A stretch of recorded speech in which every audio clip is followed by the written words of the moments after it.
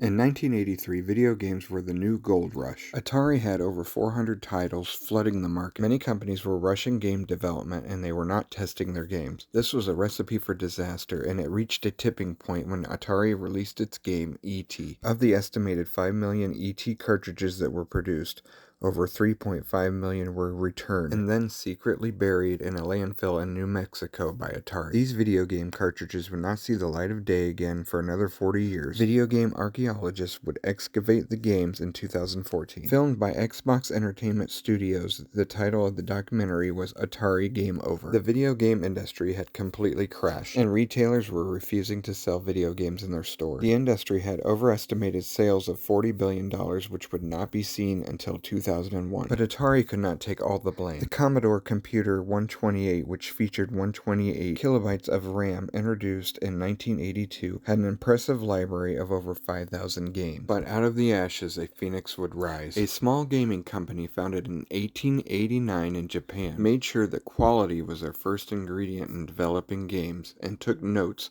from the others' failures. Starting with playing cards in the 1800s and expanding into coin ops in the 1970s with their beam gun arcade shooting game like Wild Gunman in 1974, Nintendo had to come up with a different strategy so they did not end up bankrupt like their competitors. In 1983, during the crash, Nintendo released a console in Japan called Famicom, which supported Donkey Kong and Popeye at a price of 14,800 yen. The Famicom system was a huge success, selling 2.5 million units in 18 months, but it would take more than the Famicom to revive the industry. In 1984, Nintendo released the Nintendo Entertainment System, or NES for short, but Nintendo would still have to take big risk if they wanted a big reward. In order to bring back retailers that had removed video games from their store shelves, Nintendo told the retailers they only had to pay for the systems it sold and they could return all else. Retailers told Nintendo, hey, it's your funeral, but Nintendo had a secret weapon. In order to prevent the flood of garbage games, Nintendo included a lockout chip as a deterrent to prevent unauthorized games from being developed on Nintendo's system. They also put a seal of quality on their black box games. Nintendo knew they had hit pay dirt. On October 18th, 1985, NES made their launch in New York City. The original NES shipped with Robotic Operating Buddy, or Rob, who played along with games like Gyromite and Stack Up. With its unforgettable ad slogan, "Now you're playing with power,"